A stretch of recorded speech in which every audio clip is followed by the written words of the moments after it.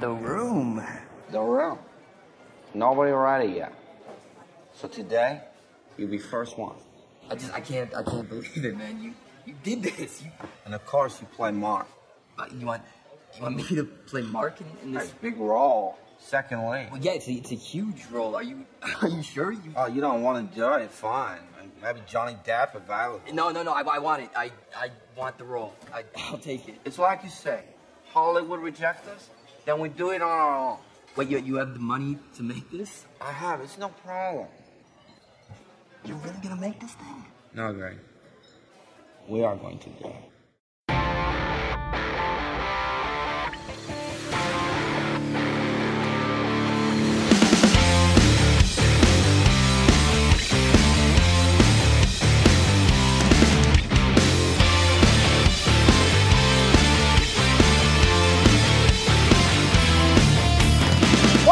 Set. This is Michael Faulkner, and it is showtime at the November 28th, 2017 edition of the Weekly Podioplex, brought to you on the Chronic Riff Network.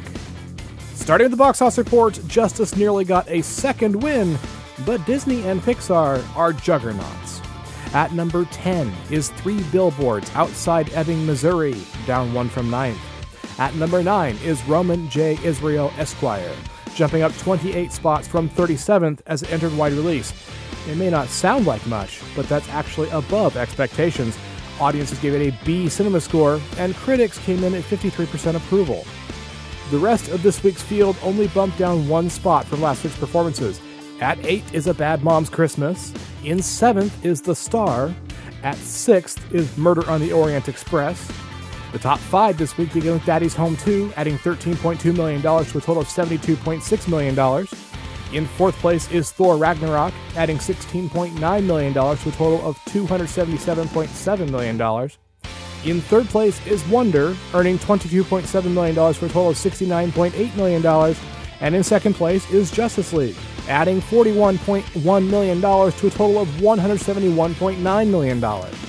But above all of that, moving straight into first this week is another Thanksgiving victory for Disney and Pixar with Coco, premiering to $50.8 million over 3 days and $72.9 million over 5. That is 4th place on the Thanksgiving weekend 3- and 5-day opening charts.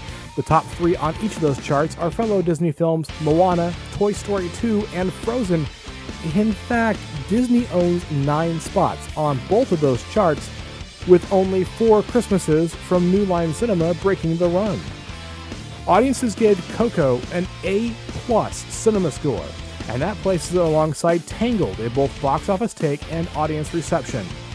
For the record, Tangled capped out around $200 million domestically. Critics were also impressed with a 96% rating, and with this week's competition, or rather lack thereof, confidence is strong that Coco will remain in the driver's seat.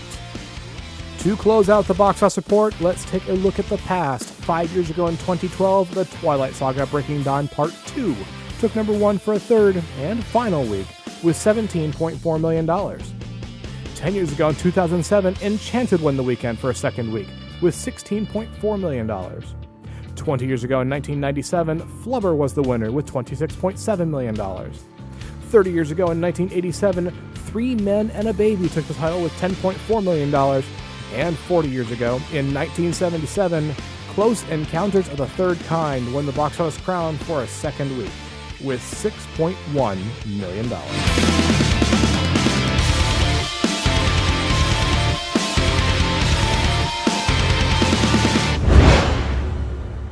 The box office premieres for December 1st. Holy crap. How are we already in December? Where did this year go? The box office premieres for December 1st are new ground for this podcast. In the 6.5 years or so that we've been doing this show, I can't recall a week where there wasn't a single wide release coming to theaters. I exclude December 31st because it's usually a dead day. But in the course of a normal year, it just doesn't happen. It's why I was saying Coco is pretty much lined up for number 1 again next week. That said, there are 12 limited releases coming out this week. One of them is Guillermo del Toro's The Shape of Water, which will go to wide release next week, so we'll cover it next week. Another is a rather interesting title. It's The Disaster Artist. a comedy drama starring Alison Brie, Zoe Deutsch, and Kristen Bell. When Greg Sestero, an aspiring film actor, meets the weird and mysterious Tommy Wiseau in an acting class, they form a unique friendship and travel to Hollywood to make their dreams come true. This is basically a dramatic making-of account of Tommy Wiseau's The Room. Perhaps one of the worst films with an incredible, massive cult following ever made. Seriously, go look it up. It is terrible. The Disaster Artist is rated R. And like I said, there are 11 other limited releases coming out this week, and you can find all of those in the show notes. Next up is a look at the home entertainment slate for the week of November 28th, and it's about as bare bones as the box office premieres were. Starting the new release on DVD and Blu-ray, the first title there is Logan Lucky, a comedy starring Sebastian Stan, Daniel Craig, and Adam Driver. Two brothers attempt to pull off a heist during a NASCAR race in North Carolina. Logan Lucky is rated PG-13. The other title is Get Out, a horror thriller starring Daniel Kaluuya, Allison Williams, and Catherine Keener. A young African-American man visits his Caucasian girlfriend's cursed family estate. I'm sure that turns out perfectly fine. Get Out is rated R. Swinging by a new release on digital video, we have Kingsman: The Golden Circle, an action comedy starring Taron Egerton, Channing Tatum, and Julianne Moore. When an attack on the Kingsman headquarters takes place and a new villain rises, Eggsy and Merlin are forced to work together with the American agency Statesman to save the world. Kingsman: The Golden Circle is rated R. Loving you the way I do, I know we're gonna make it through, and I would go to the ends of the earth, 'cause darling, to me that's what you're worth. Where you lead, I will follow, anywhere that you tell me to. If you need me to be with you, I will follow where you lead. Moving right along to TV on DVD and Blu-ray, we have one title. That one is The Gilmore Girls, A Year in the Life from 2016, starring Lauren Graham, Alexis Bledel, and Kelly Bishop. Nearly 10 years after the original series ended, Gilmore Girls: A Year in the Life is here. Lorelai still runs the Dragonfly Inn and now lives with Luke. Her daughter, Rory, now 32, juggles career complications and ex-boyfriends, while matriarch Emily adjusts to widowed life. In 4 memorable chapters studded with drop-ins by quirky Stars Hollow friends, the Gilmores confront long-standing unresolved issues, going head-to-head with passionate heart-to-hearts. This stirring, smart, and emotional revival is both familiar and full of surprises. It's good to be home. Personally, I would live in Stars Hollow. I love those people. Wrapping up the home entertainment slate with Blu-rays from the past, I bring you one title, and that one is Misery. A horror thriller from 1990, because when I think of the holidays, I think of Stephen King, starring James Caan, Kathy Bates, and Richard Farnsworth. A successful romance novelist, after being disabled in a car crash, is held captive by a psychotic fan. Misery is rated R. After this brief break for about a shameless podcast cross-promotion, the Weekly Podioplex will continue. Are you having trouble keeping up with the ebbs and flows of modern geekery? Is the real world holding you back from knowing what is happening in the geeky world? To answer these and other personal problems brought in by your friends, gaming group, and loved ones, Geek Radio Daily presents daily informational sessions brought to you by the wonderful Billy Flynn, the Flynnstress, and podcasting's Rich Sigfred. They contain such helpful segments as history, geek birthdays, box office results, the latest in DVD and Blu-ray, video game and comic releases. Why, they also have a Sweekly show hosted by the wonderful Billy Flynn and the Flynnstress, which includes interviews and commentary. And to make sure you are informed, Geek Radio Daily also provides you with your daily dose of geek news to make sure you know more than that jerk know-it-all Steve. Visit us at geekradiodaily.com. That's right, Geek Radio Daily. All the geek without the weight. Now available in fine Corinthian leather.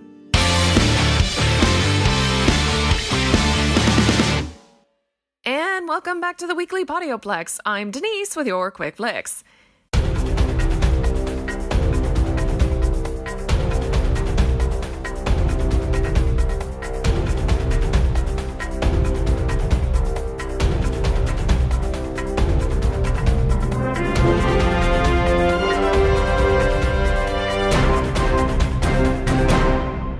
This time on Quick Flicks, it's all about Lord of the Rings as Amazon announces they're developing a prequel television show.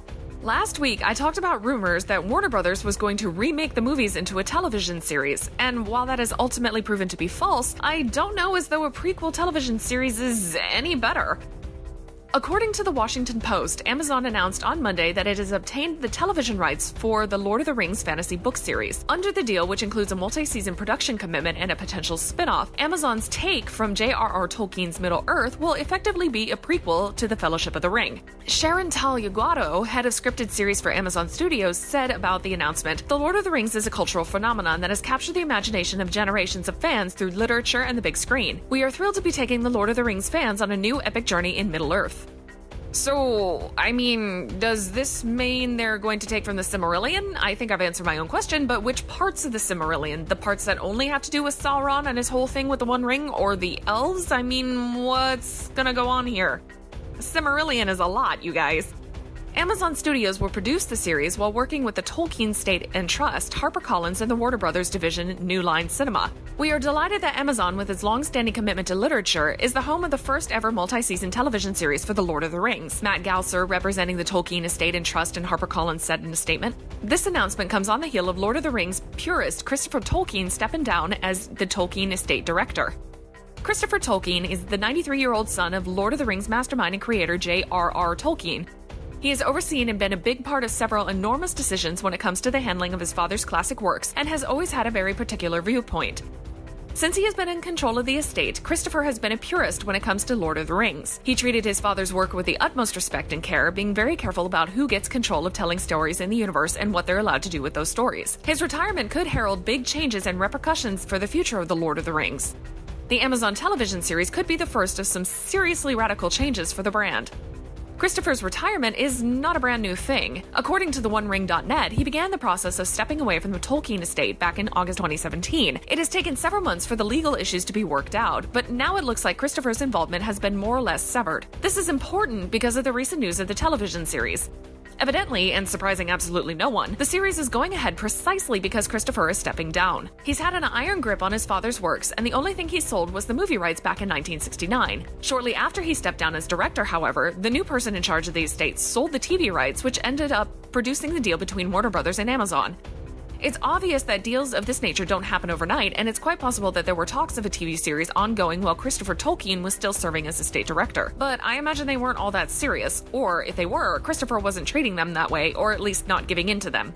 There is a good possibility that the Lord of the Rings brand could expand to become an even bigger franchise in the future, similar to what's happening with Harry Potter and Star Wars. And this isn't necessarily a bad thing, but neither is it wholly a good thing. If one were to look at it from the viewpoint of why the hell are we getting more Lord of the Rings when there are plenty of other fantasy epics that could be translated from page to screen. Bryan Sanderson has great series, not to mention Terry Pratchett's Discworld. Hell, you could even do the Rick Riordan series, and that would be cool, but let's expand and go all the way back to the Dragons of Pern, or even the Wheel of Time. Fantasy does not begin and end with J.R.R. Tolkien, and neither should it. And I have to agree when John Rhys-Davies, who played Gimli in Peter Jackson's Lord of the Rings trilogy, says Tolkien would be spinning in his grave at the news of a television adaptation.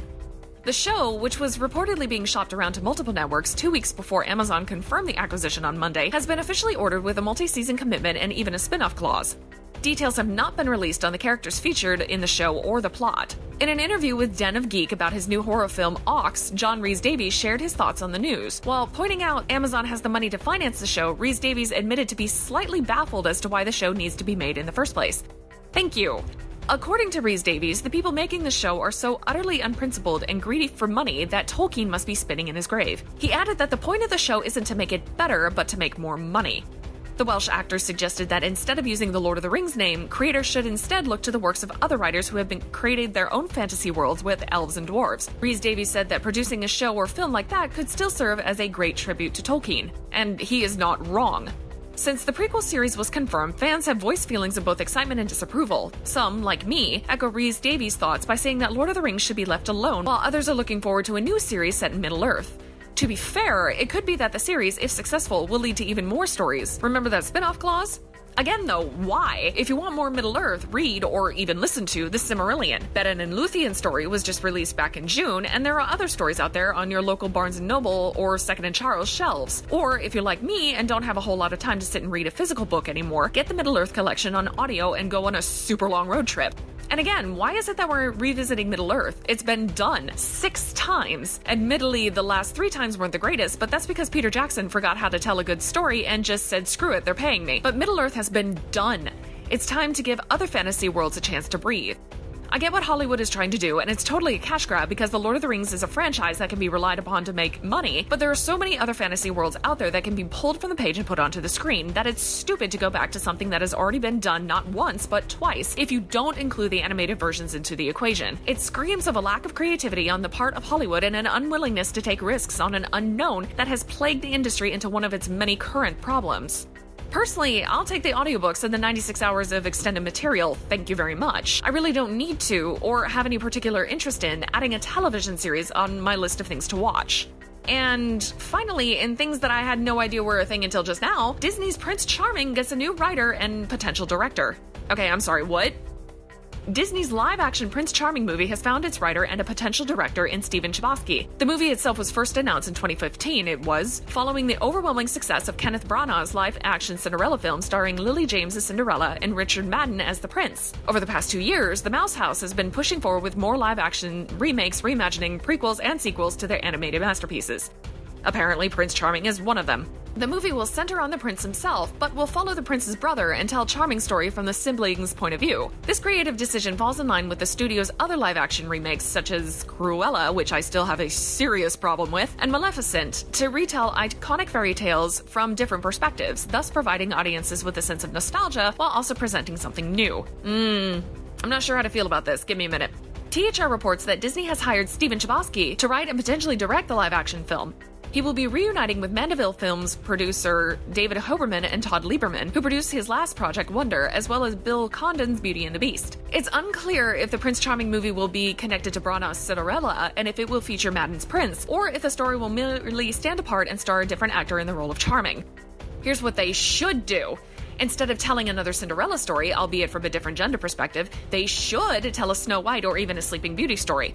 If you pay attention to the succession of Disney princes, you'll notice that not one of them, until What's-His-Face from Beauty and the Beast, had a name, and it wasn't until the guy from Tangled, I think it was Tangled, oh wait, no, Prince Eric from Ariel had a name, never mind, but it wasn't until the guy from Tangled, I think it was Tangled, it might have been The Princess and the Frog, anyway, it wasn't until one of those 2 movies that a prince actually had a fully fledged personality. And I would argue the term fully fledged, but we're not going to argue semantics, we're going to move on. Disney should take this opportunity to go all the way back to its roots and tell a Snow White Prince Charming story, since it was literally all he was to the movie. This would be a great chance not only to give a previously token character a story, but to really explore what it means to be a prince and not make the movie just about finding a princess and all that happily ever after crap. Because you know that's what the Prince movie is going to be about unless they give over the screenplay to someone who actually has an idea of what a 3-dimensional character actually means, and that a person can be motivated by things outside of one true love and happily ever after. Can you guys tell I've thought about this a lot? And that's it for this week's Quick Flicks. I'll see you guys next time on the Weekly Podioplex. Thank you, Denise. And here we are once again at the end of a new edition of the Weekly Podioplex. If you want to discuss anything you heard on this week's edition, we would love to hear from you. You can surf on over to the Chronic Rift homepage at chronicrift.com and leave an audio message right there on the website using your microphone. You can also write an email or send an MP3 to weeklypodioplex@gmail.com. If short form is more your thing, you can still tweet us on Twitter. The Chronic Rift is chronic_rift. The Weekly Podioplex is Weekly Podioplex. Denise is Riley James Keith. And I am Womprat99, like the creature Luca Bullseye in his T16 in Beggar's Canyon. You can give the Chronic Rift a thumbs up on Stitcher Radio, leave us a review on iTunes, and you can find the Weekly Podioplex and the Chronic Rift on Facebook. The usual disclaimer applies, of course, if you leave us feedback. You may hear your words on a future edition of the Weekly Podioplex. Take a moment, stop on by, and see what other shows the Chronic Rift Network has to offer. We have the Batcave podcast, the OSI Files podcast, the G2V podcast, Generations Geek, presenting the transcription feature, the Dana and Travis Show, the Sci-Fi Diner podcast, Doctor Who and Mr. Drew, the Home Game Show version podcast, and so much more. If you have a Roku player, you can treat it like a time machine and find us there on the Chronic Riffs Roku channel, which has episodes of the Chronic Riffs Adventures in the 1990s and was a public access television show on the New York City airwaves. Check us out and find the culture in pop culture. If you're interested in more of my adventures, take a quick trip to my blog, Creative Criticality, where I'm watching every episode of Doctor Who for the first time from the very beginning of that franchise and reviewing those tales in the Timestamps Project. Right now, the blog is in the middle of the 21st season, the final season of the Fifth Doctor. In fact, I'm just about to publish The Planet of Fire, and those reviews can be found at creativecriticality.wordpress.com. You can also find Creative Criticality on Facebook. Denise can also be found on the internet at Accessories Not Included, where she talks about her writing, reviews books, and offers her services as a cover designer. Check her out at accessoriesnotincluded.com. If you decide to pick up any of this week's new releases, why not do it through our Amazon store? You get the newest entertainment at Amazon's low prices and high-quality service, and each purchase you make at that store supports the Chronic Rift Network. Your support helps keep us on the air, and we appreciate your consideration. Look for the links to our best bets and the network store in our show notes, or click the Amazon box on the website. The Weekly Podioplex is a Lucky Shot production and is produced by John S. Drew. On behalf of Denise and John, this is Michael Faulkner. Thanks for listening. Until next time, there are adventures in drama, comedy, and action, worlds to explore in the depths of film. Get some popcorn, find your favorite seat, and I'll see you at the theater.